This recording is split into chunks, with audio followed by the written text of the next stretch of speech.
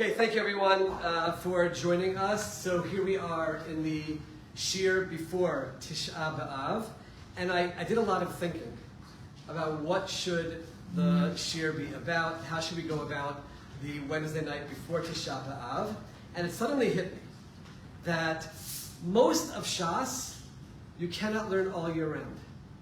Most of Gemara you can't learn all year round because you're not allowed to learn it on Tisha B'Av.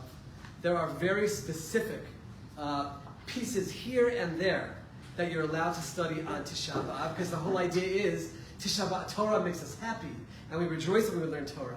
So how can we possibly learn Torah on Tisha B'Av? You can't do that.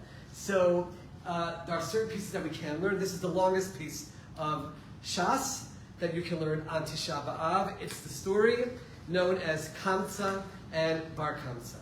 And I have to tell you that for me, going through this, not on Tisha B'Av, but before Tisha B'Av, was an amazing, amazing exercise. Because now I feel like I'm going into Tisha B'Av, as we'll see, much more prepared in terms of what do I want to work on when it comes to Tisha B'Av. It's in Masechet Gitin.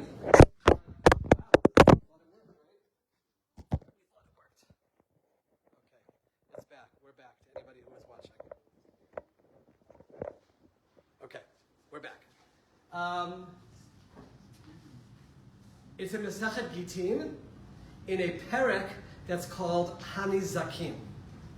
And what's very interesting about that is there are agadatas, there are stories throughout Shas that seem to pop up and seem to be not relevant at all to the topic. But it seems that Ravina and Rav Ashi, whenever they put a story somewhere, they thought about the name of the Masechta, of the tractate, and they thought about the name of the chapter. The name of the tractate is Masechet Gitin, which is all about divorce. This story is going to be on a certain level about our divorce from Hashem, as Hashem destroys the Beit Hamikdash. And it's in the chapter called Hanizakim, which is about damage, because this is the greatest damage we could possibly do to ourselves. So with that background, okay, there's Hebrew, there's English. I divided it up into 5 different sections, A, B, C, D, E. We're going to start with A. Here we go. Kamtza and Bar Kamtza charuv Yerushalayim. Jerusalem was destroyed because of the story of Kamtza and Bar Kamtza. Dehahu Gavra. There was a certain man, Derachame Kamtza. He had a good friend whose name was Kamtza. Ubal Debave, his enemy was Bar Kamtza. Bar Kamtza literally means the son of Kamtza. Okay, the Marsha actually says that they were father and son. So he was a good friend with the father, couldn't handle the son. I'm sure we cannot think of any examples in our life of anything at all related to that. Avad Sudasa, and he made a meal. We're going to learn as we go through this was not a small little meal in his house, but it was a much bigger deal. Amar le l'shamei, he said to his servant, Zil, go, I see li Kamtza. Please bring me my good friend Kamtza. Azal, the servant went, and he made a mistake. I see le Bar Kamtza. He went and he invited Bar Kamtza to come to the meal. So Bar Kamtza gets invited to this big feast. Okay, even though whether he knows or doesn't know that this person doesn't like him, he comes and he's going to be part of the feast. Ashka Asa, the person who was hosting, who invited Kamtza, came Ashkachei Dehavi Yosef. He came and he saw Bar Kamtza, this person who he does not like, his enemy, sitting at the meal. This is a moment, right? We all have moments. Things happen in life. This is a moment. He could have swallowed it. He could have said, there's hundreds of people here. What's the big deal that Bar Kamtza is here? And he could have let it go. And according to this Gemara, had he done that, there would have been no destruction of the Beit Hamikdash. You're talking about one moment in time and the significance of a decision that a person makes in that moment. Amar le, he said, the host, Michti, let me see, Hahu Gavra, this person, Bar Kamtza, Bal Debava, Dahu Gavrahu, is an enemy of this person. He's talking about himself in third person. Right? This person is an enemy of this person, of himself. He says to him, My bias hacha, what are you doing here? Now he could have given Bar Kamtza a chance to answer and say, your servant came, he invited me, that's why I came. But he asked the question and didn't even give him a chance to answer. I remember I was a little child in Camp Na'arim in Pennsylvania on Tisha B'Av, and I don't remember which rabbi talked about it, but these two words stick in my mind because he repeated them over and over again. What did he say to him? Kum puk. Get up and get out. Two words. Get up and get out. Not, I'd like you to please leave. Not, it's not comfortable having you here. Get up and get out. Bar Kamtza is embarrassed. This is a very difficult situation. Amar le, he said, Hoil va'atai, since I'm already here, I came already. Shavakan, just leave me alone. Don't embarrass me anymore. V'yahivna lacha demei, mati alchenu shatina. I will pay you for every single thing that I eat and drink. I'm going to pay you. You will not lose any money because of me. Amar le, the host, whose name we don't know, by the way, says, Lo, absolutely not, unacceptable. Amar le, Bar Kamtza says to him, Yahibna l'cha demei palga d'sedaseh. I'll pay for half the meal. This is so embarrassing. Let me just pay for half the meal and let me stay. Amar le, he said to him, Lo, not acceptable. Amar le, fine. A deal you can't say no to. Yahibna l'cha demei kula sedaseh. I'll pay for the entire su'uda. Amar le, lo. He said, no, I don't want your money. And not only that, nakte biyadeh, he grabbed him by the hand, the ukme, he picked him up, the afke, and he threw him out. Pretty horrifying scene.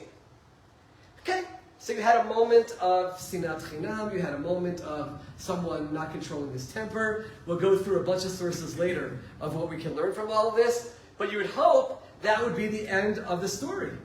Right? That's the end of the story. Bar Kamtza is not going to have any of this. And look where he takes it to. Amar, Bar Kamtza said, and listen to the exact language, Ho'il v'havu yasei rabbanan. All the rabbis were sitting at the meal. Okay, apparently this host was a big shot. And he had all the rabbis over. And the rabbis didn't want to get him upset. So the rabbis stayed quiet while he picked this person up and threw him out. The lo machube, the rabbis didn't stop him. That's the job of the rabbi. If the rabbi sees something like this happening, he should get involved and try to stop it. They didn't do that. Shma mina, Bar Kamtza said, I can learn from this. Kanichalahu. The rabbis were fine with it. The rabbis supported the fact that he threw me out. Now, to go from that feeling to what he does is pretty crazy. Pretty crazy. But let's see where he takes it to. But you see the degree to which busha, to which embarrassment can take a person to. He was publicly shamed in this massive meal. The rabbis didn't protect him. Now he feels completely disenfranchised. And more than that, he is completely embarrassed. Ezel, I'm going to go. Echel bahu kortza be malka. I'm going to spread slander about them in the house of the king. Not a Jewish king, to the non-Jewish king. I'm going to go make some trouble. Azal, he went. Amar le the Caesar. Somehow he gets to the Caesar. Okay, very determined to get back at the rabbis. And he said, Mardu b'cha Yehudai. The Jews have rebelled against you. He goes to the Roman leader and says, the Jews have rebelled against you. Amar le, the Caesar said, Mi yemar. Who says so? I don't have any intelligence telling me that in any way anybody's rebelling. Amar le, Bar Kamtza said to him, do the following. Shadar lahu korban. Send a sacrifice. Rashi points out, we offered sacrifices in the Beit Hamikdash for non-Jews. Right? Ki beiti beit tefillah lakol ha'amim. one of the beautiful things about the Beit Hamikdash is it wasn't exclusive for Jewish worship. It was a place for all nations of the world to come and worship. So he said to the Caesar, send a korban, send a sacrifice to them. Chazit, you'll see if they offer it. Azal, so the Caesar went. Shadar biyada, he sent with Bar Kamtza, igla tilsa. An igla tilsa is some kind of a really expensive animal, a really expensive calf of some kind. It was really good. He sent it as a korban. Now, the Roman Caesar has sent a korban to the Beit Hamikdash.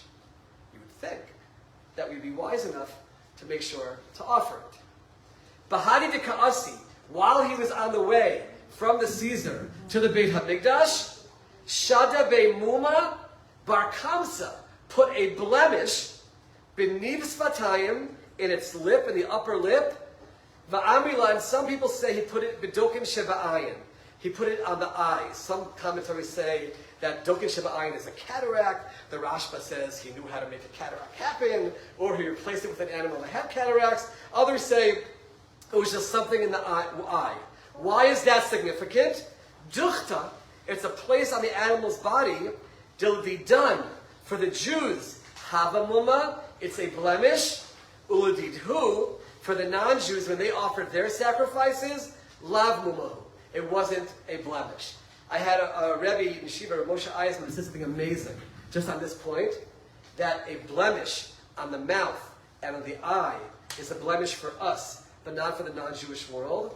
And he said, for the non-Jewish world, it's a sin if you do something wrong. The act. For us, it's a sin if you look at the wrong things, if you speak the wrong way. Not an act. That's a blemish. And that's a blemish in the korban. A beautiful idea just in terms, parenthetically, in terms of what's a blemish. So he has now put a blemish in the animal that's a blemish for us and not a blemish for them. Savar Rabbanan, the rabbis thought about this and said, L'krove, we got to offer the sacrifice. Mishum shalom malchus, peace with the king.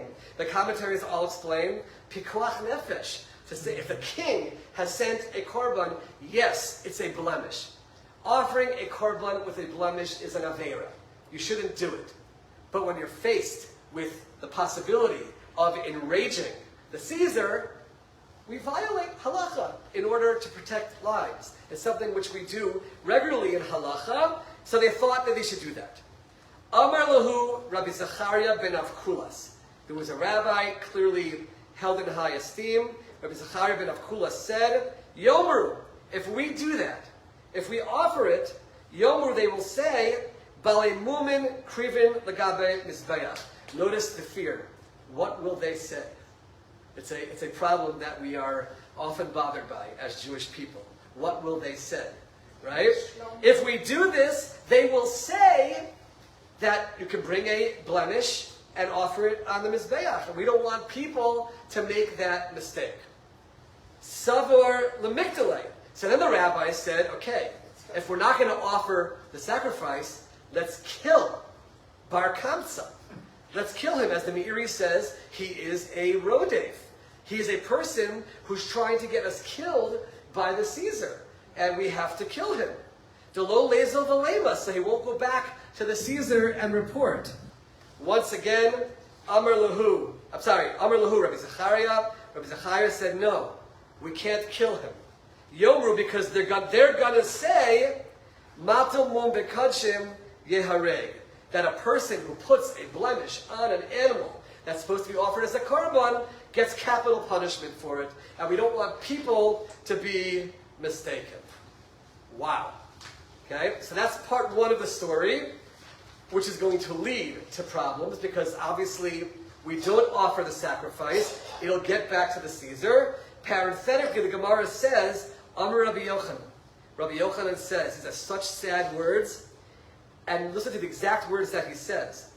On this sanuto, Rabbi Zachariah ben Avkulas, the modesty, the humility of Rabbi Zachariah ben Avkulas, Hechriva et Beitenu, destroyed the Beit Hamikdash, Sarfat Heichaleinu, led to the burning of the Heichal, which is the part of the Beit Hamikdash where it has the menorah, the shulchan, the Mizbeach HaZahav, V'higlisanu me'artzeinu.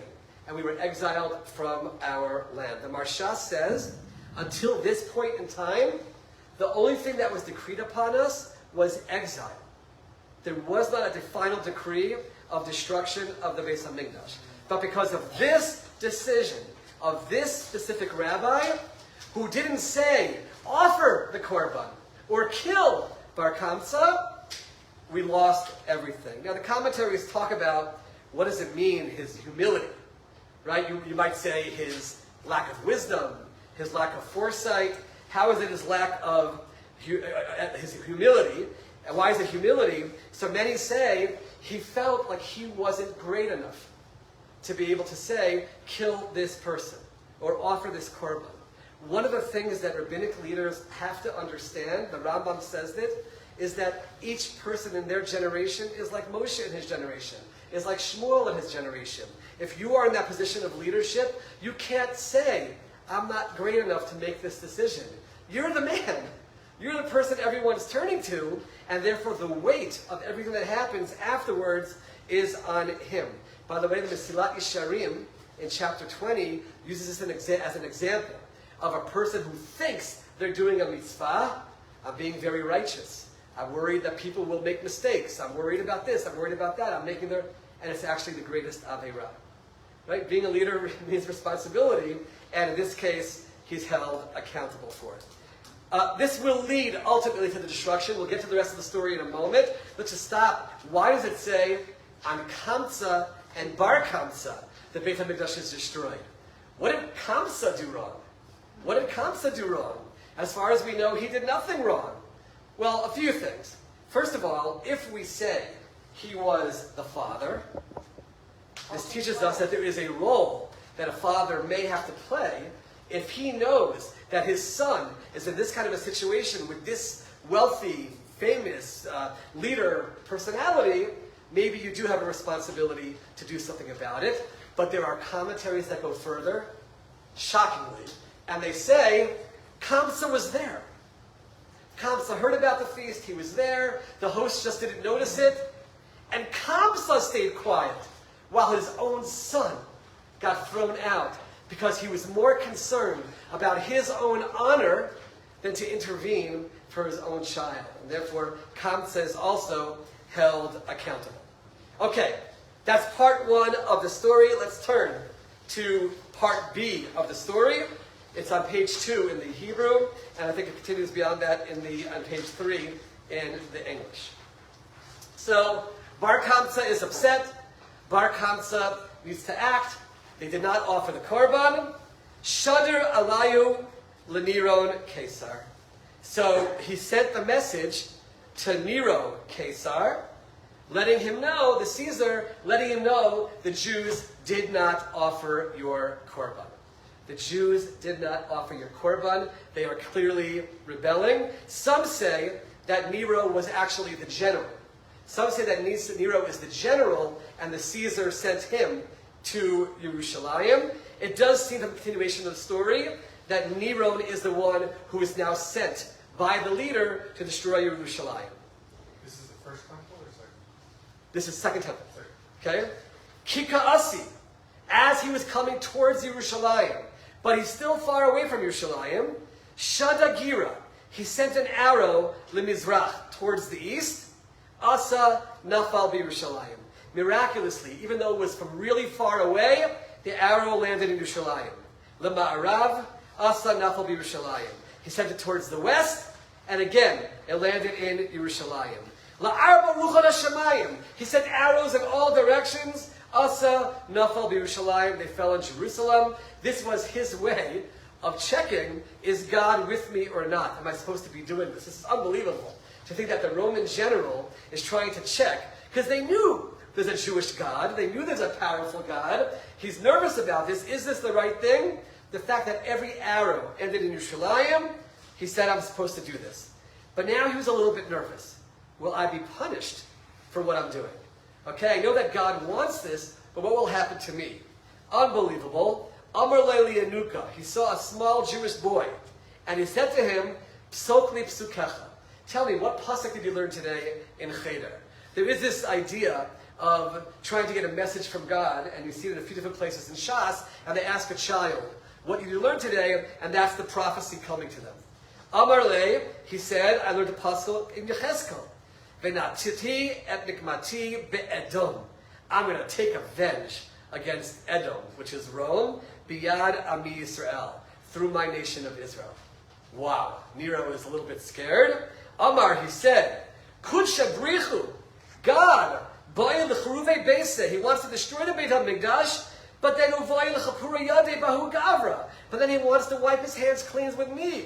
He's going to punish me for doing it. All right, get ready for these next 6 words. Arak, he ran away from the army. Azal, he went. The Igayer, and he converted to Judaism. The Nafak Minei Rav Meir, and Rav Meir was a descendant of his. Nero, the general, Nero, a Roman leader, is overwhelmed. He's scared. He converts to Judaism, and Rabbi Meir came from him. Just keep that in mind whenever you hear people talking about, checking the yichus for shidduchim and where do people come from. Okay? I mean, we have plenty of other stories, but now you have Rabbi Meir himself comes from the Roman leader. The commentaries do talk about the question which is already asked at the time of the exile in Egypt, and that is, how can they be punished if they're fulfilling what God commanded them to do? It's a well-known question. God tells Abraham 400 years before what happens in Egypt that this is going to happen, right? That all this whole story is going to happen a few hundred years beforehand. So how are the Egyptians punished for carrying out God's decree? The Rambam says each individual Egyptian, or in this case, each individual Roman, can opt out and say, I won't be part of it, as Nero showed over here. I don't want to be part of this. That's one possibility. The Ramban says the Egyptians went way beyond what God had decreed, or they weren't doing it because God wanted to. It wasn't l'shem shamayim. That's another possibility. The Ravid says, yes, they were decreed by God to do it, but God chooses bad people to do his things. So they were already deserving of punishment, and God just used them for this purpose. But either way, so we now have the general who was called to Egypt, to Jerusalem, converted to Judaism. Shadrei Eliyahu Aspinus. He sends Vespasian. Okay, these are names we already know even from the history. Vespasian Caesar, Asa Tsar Alat Lashani. He now comes and he creates a siege around Jerusalem for 3 years. Havabahu Hanu Tlasa Atiri. There were 3 wealthy people in Jerusalem. Nakdimon ben Gurion, notice that last name, Nakdimon ben Gurion, which was taken by, I once heard Hanoch Teller said, taken by our prime minister, who was named after the airport. Nakdimon ben Gurion, uben Kalba Sabua, uben Sitit HaKesed. Very strange names that we find amongst these people. The Gemara explains their names. Nakdimon ben Gurion, why is he called that name? Shenakta lochama ba'avuro. There's a Gemara in Tanis which says the sun shone extra hours for him. He owed somebody money. He had to pay it back by nightfall. He didn't have the money, so the sun stayed up in the sky for him for a few hours. That's Nakdimo. Ben Kaba Savua, who was he? Why is that his name? Shakol hanichnas lebeso. Anybody who entered his house, kishu rayev kekelet, hungry like a dog. Dog is always the example used by Chazal for somebody who's lacking food. Yotze kishu saveya, will leave his house satisfied. Ben Kalba, they were like dogs. Savua, then they're full. Ben Sitit HaKeses, what's his name all about? Shahid Tzitat of his tzitzit, Nigura Algabe Kastot. He was a wealthy man, and his tzitzit were very long, and he hired people as he walked in the streets to put cushions down so that his tzitzis wouldn't drag on the ground.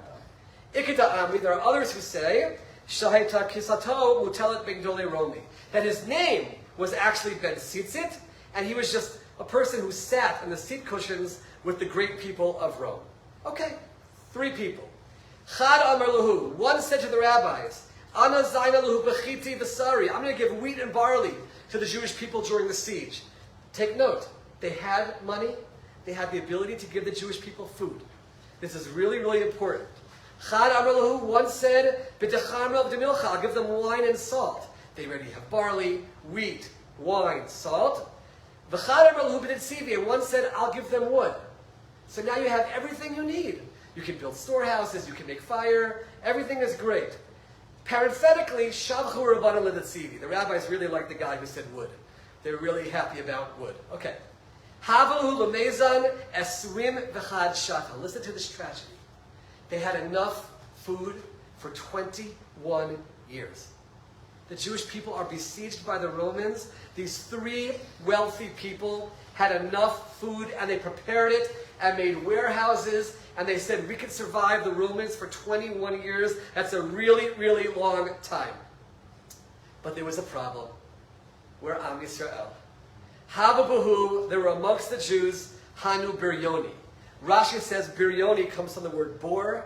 They're empty people, they weren't super intelligent, and they're Biryonim, they were very violent. Amarluhu Rabbana, Nefuk v'navid shlama b'hadayu. Listen to these words. The rabbis said to the Biryonim, who's in control over here? The rabbis said, let us go and make peace with the Romans. Navid shlama b'hadayu. We can go make peace with the Romans. Everything will be okay. We can do this. Lo shavkinu. The Biryonim, the strong, violent people, did not allow the rabbis to go and make peace. Notice the parallels of people not letting the rabbis do what they wanted to do. Amr lahu, they said to the rabbis, Nekvan v'navid krava, we want to go fight Bahadayu. Let's go fight the Romans, we got this.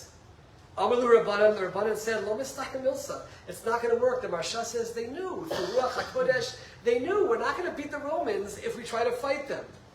What did the Biryonim do? Here's the tragedy. We had enough food for 21 years. Kamu, they got up. Kalanhu, Lahanu, Abavri, Dechiti, B'Sari. They burnt down all the warehouses of the wheat and the barley. They burnt down all the warehouses of all the food. V'hava kafna. And there was a famine. The Biryonim wanted to force them into going into war. They destroyed all the food. Parenthetically, just to show us how bad things were, Marta bat Baitut. There was a woman named Martha. Atirata Yerushalayim havya. She was a wealthy person in Yerushalayim. Shadrasa l'shlucha. She sent her messenger, V'amrle, and said, Zil aiseli smida. Go get me fine flour. Ada azal, by the time the servant went, Izdab, it was all sold. Asa amrla smida. She said, leka chaverta ika. Okay, there's no fine flour, but get me white bread. Amrle zil aisila, go get it. Ada azal izdavin, asa, it was gone. But amrla chavarta leka gushkara ika. But there's some kind of coarse bread that you can take. Amrle zil aisili, go get me the coarse bread. Ada azal la'azim, when you try to get there. Amrla gushkara leka, there isn't any. Kichadasari ika, maybe some barley flour. Amrle zil aisili, go get me the barley flour. By the time Ada azal izdavin, he went, it was all sold. Havashlifa masana. She had already taken off her shoes. This is very specific.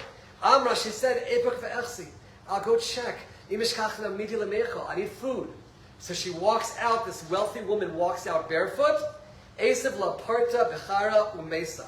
She stepped on a piece of animal dung, and it was so disgusting to her that she died. There was absolutely no food, and she died from this. Igada Amri, there are others who say, Gorgrois de Rabbi Tzadok Achla. She ate from the fruits that were discarded from Rav Tzadok. Vistana, and she was so nauseated by this. What is this talking about? These are dried figs. Rav Tzadok, Yosef Arbim Shana. Rav Tzadok was fasting for 40 years. B'tanisa de lo lacharav Yerushalayim. He fasted for 40 years that Yerushalayim shouldn't be destroyed. A real tzaddik who said, what can I do? He tried to do this. If he tried to eat anything, at nighttime they said he ate some things. He was so emaciated, you could see it from the outside. Bari, when he was healthy enough to eat something here or there, maybe Shabbat, maybe Yom Tov, maybe nighttime, Maisle Grogros, they brought him dried figs, Mayitz, he sucked it, Vishadi Lahu. Mayu, he sucked the juice out of it and threw it. And she, Marta, ate one of these, and again, it was disgusting to her, and she passed, and she died. When she was dying, she took out all her gold and silver. Shadisa Beshuka, she threw it out into the marketplace. Amra, she said, Hai lamai mibayli. Why do I need all this? Right? What is all this for? It's not good for anything. So we're now at a point where we have seen a lot. We've seen the Caesar decide to destroy Yerushalayim because the Jews didn't offer the korban. We saw one of the generals convert to Judaism in the process, and we saw somebody new sent, and he's going to, and now he's going to try to destroy Yerushalayim. We saw that they had enough food despite the siege, but because of infighting amongst the Jewish people, we burnt down the warehouses. We're now up to C, on page 4. Abba Sikra. There was a man named Abba Sikra. He was Reish Bar Yonev Yerushalayim. He was the lead of these zealots, of these violent people in Yerushalayim, but he was Bar Achsei to Rabbi Yochanan ben Zakkai. He was the nephew of Rabbi Yochanan ben Zakkai. Shalach le tabatzin legavai. Rabbi Yochanan ben Zakkai said, "Come and talk to me. I want to meet you privately." Asa. So this Abba Sikra, by the way, today that word Sikra, sometimes they call the violent extremists in armists Sikrikim. Okay, that comes from this. He came. Amarle ad emas avdisu hachi. How long are you violent people going to do this to us? The katlila alma, you're killing us all. Bekanfa with this famine. Amarle, listen to what the leader of the violent people said. My avid, what can I do? Yamina lo hamidi, if I say anything to my people, kaduli, they're going to kill me. Again, who has control? Not the rabbis, not the leaders of the violent people, but the street level people. They have the control. Amar le chazali tekadalidi. Help me out. Find a solution. To Apuk, that I can leave the city. Because Ezra Tahavi Tzalaporta, Yochanan ben Zakkai said, I can find salvation. I can make this happen. I can save the Jewish people. Amar le, so Abba Sikra said to him, Nekot nafshecha b'ktsiri, pretend that you're sick. V'leisi kuli alma, the whole world, the whole Jewish world will come. V'lashaylu b'cha, they want to know how you're doing. You're one of the rabbi rabbinic leaders. V'aisi midi sarya, we'll bring something that smells. V'agni gabach, we'll put it near you. V'lemer, we're going to tell everybody, denach nafshecha, that you died. You were sick, everyone knows about it, now you died. V'la'aylu b'cha talmidach, bring your students to take you out for burial. Lo liyol b'cha ina shachrina, no other people. D'lo l'ragsham b'cha dekalil, they shouldn't feel that you're light. De'inu yadi, because we know dechaya kalil mimita. A person who is alive is lighter than someone who is passed away.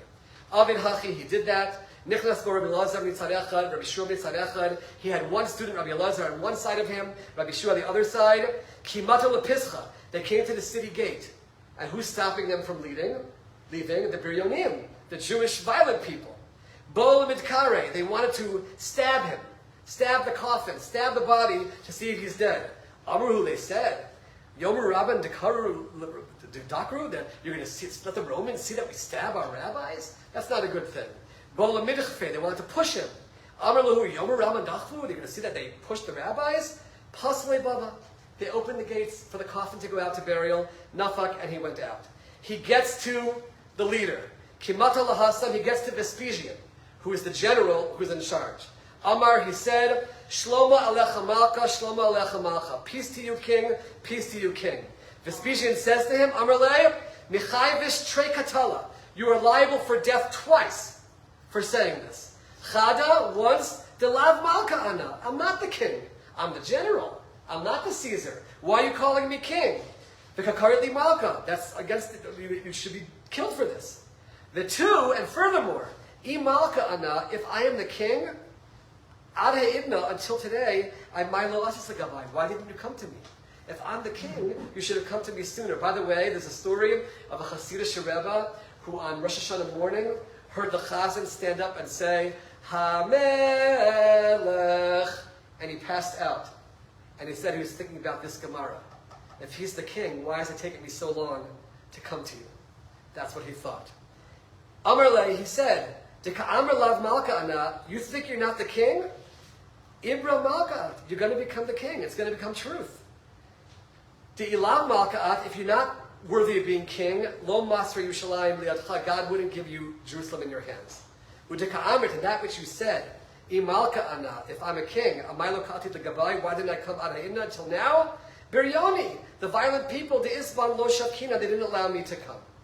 Okay, the Vespasian knows that he's going to ask him for something. And what does he know that he's going to ask him?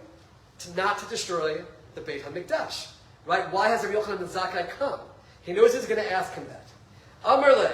So he jumps in and he gives him a parable. And he says, Ilu chavit shel dvash. If there's a barrel of honey, v'darkon kroch aleha, and there's a snake wrapped around it, lo hayu shorvin the chavit b'shvil darkon. What are you going to do? You got to break the barrel, destroy it, and that's how you get rid of the snake. That's what he asked Rabbi Yochanan ben Zakkai. Ishtik. Rabbi Yochanan ben Zakkai did not say a word. Kari ale Rabbi Yosef itim Rabbi Akiva. Either Rabbi Yosef or Rabbi Akiva said about Rabbi Yochanan ben Zakkai, Meshiv chachamim achor v'daitam yiskal. Sometimes God takes the wisdom away from our great people and they become foolish. Because what should he have said to him? He should have said to him, what do you do if there's a snake around the barrel? Shaklinan savta, you take tongs. V'shaklinan lay. And you take darkon, and you take away the snake. V'katlinan lay, you kill him. V'chavisa shavkinala, but you leave the barrel. You don't have to destroy the Beit Hamikdash. If there are people who are rebelling against you, if that's really happening, punish them. That should have been his answer, but he didn't give that answer. That's what he should have said. Adahachi, Asi Priskata, a messenger came, Miromi from Rome, Amrle, and said, Kum, get up. Demisle Caesar. The Caesar has died. Va'amri Hanu Chashivi de Romi Osvicha Beresha. You're going to be the new Caesar. Vespasian becomes the Caesar. We're going to skip the next few lines for a moment. Amrle, to the next little line. Amrle, he said to him, Mezal Azilna, I'm going back to Rome. Inish Achrina Mashadrina. I'm going to send new generals. Elaboy Mine Midi. Ask me anything you want. I like you, Rabbi Yochanan ben Zakkai. Ask me anything you want, Daten Lecha, and I'm going to give it to you.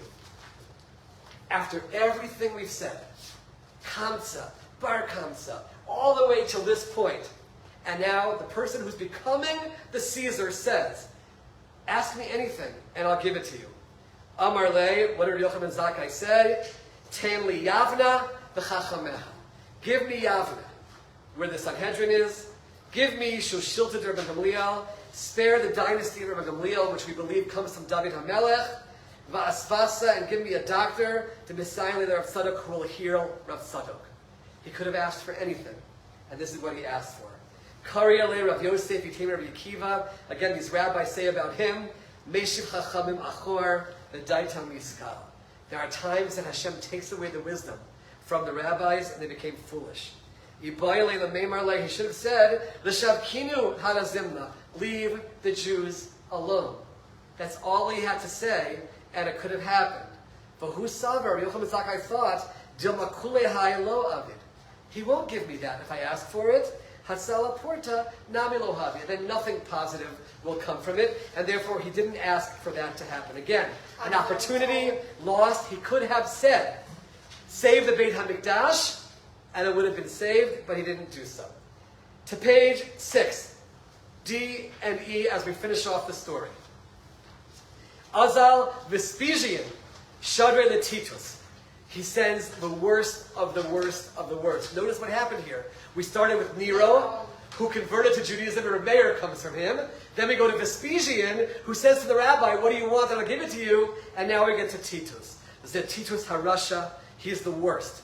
Shechiref v'gidef klape ma'ala, he cursed and shamed God. Ma'asa, what did he do? Tafas zona biyado, he took a prostitute. Nicholas lebeis kachei kadoshim, he could cry to hear about this. It enters the Holy of Holies. Hitzia Sefer Torah, he unfolds a Sefer Torah. Va'avra ala Avera has relations with a prostitute in the Kodesh Kodashim on a Sefer Torah. Natal Sayef, he took a sword. Gider Taparoches, he stabbed the Paroches. Then parenthetically, Nasanes, a miracle happened. Hayadama Vatstates, blood came out. B'yotzei ukasavar harag et atzmo. It doesn't. Some people say that he actually thought he killed God. Atzmo. We didn't want to say the words, right? But he thought, that's it. I got rid of their God.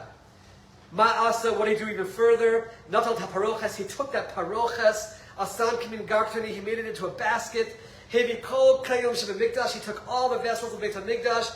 Henichan vehen, put them in the paroches. V'hoshivan besfina, put them in a boat. Leilech l'shtabech be'iro, to bring them back to Rome, the arch of Titus. which shows all the kelim, all the vessels of the Beit Hamikdash. The Gemara goes through a whole story. He's in the water, there's a hurricane. I skipped a lot of that Gemara. He thought, oh, God only punishes through water, so I'll go back onto dry land. Alali Abasha, he went to dry land, and this is what God does to him. Bayitush, a mosquito came. V'nichnas b'chotma, went through his nostrils. Nakar b'mocho sheva shanim, and was in his brain for 7 years. The Gemara goes on and says, it was bothering him, it made him crazy, he found a solution. Let's put that all aside. He eventually dies, and they said that you could tell that his brain was just eaten away. So he suffered for what he did. Let's skip down to the bottom. Tanya. Amar Rabbi Elazar. Rabbi Elazar says, Ba or a kamagdola kocha shel busha. Look at the power of shaming someone. Shaharei siya Kadosh Baruch Hu Bar Kamtza. God helped Bar Kamtza, so to speak, get revenge. He deserved to get revenge because of the shame that he felt. V'hichriv et beito, v'saraf et echalo. And it ended up leading to the destruction of the Beit Hamikdash. If you could just please pass these around. We're going to come towards the end with some key sources to take from all of this. This is a Gemara which is sad. It's sad to read this Gemara. It's sad to read this story. There are some commentaries, by the way, that say that it wasn't just the story of Kamtza and Bar Kamtza. That was an example of the kind of thing that was happening during that time amongst the Jewish people. It wasn't a one-time event, but the Gemara directly connects the two together. Let's just go through a series of sources that all of us can take home with us and apply to ourselves. We'll start with the Gemara in Rosh Hashanah, the Meiri, on the story of Kamtza and Bar Kamtza. Quotes this, Amar Rava. Rava says, Kol hamavir al midosa. Okay, this host was angry. It bothered him that Bar Kamtza was there. All he had to do was get control over his midot, and everything would have been okay. If you get control on your midot, ma'avirim lo al kol psha'av. God wipes away all your sins. You show control and you say, I'm not going to let go. God doesn't let go on us. Shenemar, no se avon over al pesha, lami no se avon, lamisha over al pesha. Someone did something that bothers you. By the way, it applies to Bar Kamtza also. Right? To each side over here, they weren't maver al midostav. And let's just go through, literally you can just read through Pirkei Avot and take from this story. Pirkei Avot, Aleph Bet, source 2, Shimon of Tzaddik, Hayam Misharek Knesset Hagdola. I apologize, there's no English. Huaya Omer, he said, Al Shlosha Devarim Olam Omed. The world stands on 3 things: Torah, Avoda, but we cannot forget Gmilut Chasadim. Just be kind. The world stands on that. Source number 3, Yossi ben Yochanan Ish Yerushalayim Omer, Yehi Beitcha Patuach Lervacha. Open your home up to the masses. Okay, you have 100 people there. There's one person there that's bothering you. You're hosting guests. You're opening your home. You don't check and see, do I like every single individual person? You don't put people through a background check before they come to your home. You open your home and you try to do Achnasat Orchim. Source number 4, Hillel V'Shamai Kiblu Mehem. Hillel Omer, what does Hillel say? Havimi Talmidav Shel Aaron. Be like Arna Kohen. Ohev Shalom. Rodev Shalom. Not just loving peace, but chasing peace.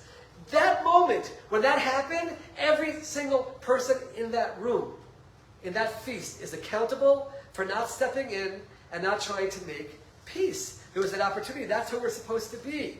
Source number 5, Rav Shimon Gamliel Omer, Al Shlosha Devarim Ha'olam Kayam. The world stands on 3 things: Al Din, Al Emet, Ve'al Hashalom, and peace. If we have peace between one another, that's how the world stands. Source number 6, in Parak Bet and Pirkei Avot, Amar Lahem, one of the Rabbanim said, Tzu Uru, to his students, go out and see. Ezo derech yishara sh'derech b'adam. What's the best way a person should live? He asked his students, go out and check. Notice the thread through all of this. Rabbi Eliezer Omer, ayin tova, a good eye. Look at people in a positive way. Rabbi Yeshua Omer, chaver tov, be a good friend. Rabbi Yossi Omer, shachen tov, be a good neighbor. Rabbi Shimon Omer, haroa et hanolad, see what happens. Right? You fight with other people, you have machloket, look what happens because of it. Rabbi Eliezer Omer, leiv tov, a good heart. Source number 7, Rabbi Eliezer Omer, Yehi chvod chavercha chaviv alach kashalach. The honor of somebody else should be just like yourself. You don't want to be thrown out of that party, right? So don't throw somebody else out of that party. And to everybody that was sitting there, don't do this. By the way, all this applies to the Biryonim as well. These violent people. They're burning up the warehouses. They're making trouble. This is literally a theme which you see throughout all of this. Va'al tihi noach lichos. Don't be quick to anger. You see, Kamtza, the host, kum puk, get up and get out of here. He didn't even take a moment to process it. And look what happens as a result. And finally, source number 8. Oh, we have more on the other side. Let's keep going. Rabbi Shua Omer, Rabbi Shua says, Ayin hara, Yetzer hara, Sinat Briyut. All of those things, Motzinat Adam min ha'olam. It removes a person from this world. This is all of Pirkei Avot. Source number 9.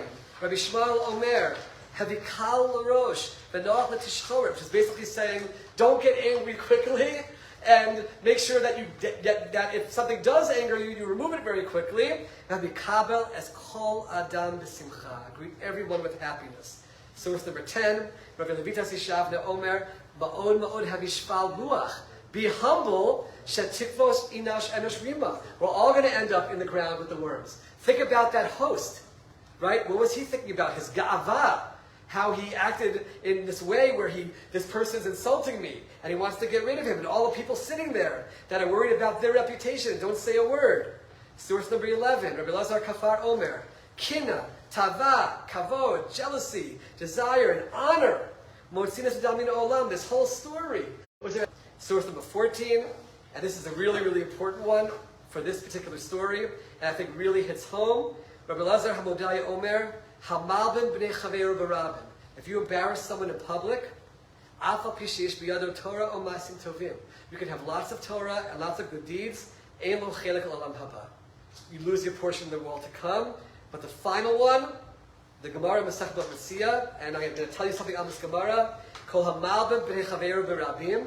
If you embarrass somebody in public, ki ilu shofech damim. It's like you murdered him. Do you know? There's actually among the Rishonim that say, the halacha is, if someone, God forbid, comes, if someone, God forbid, comes to someone and says, kill this person, or I'll kill you, you're supposed to die, right? Yarov v'al yavor.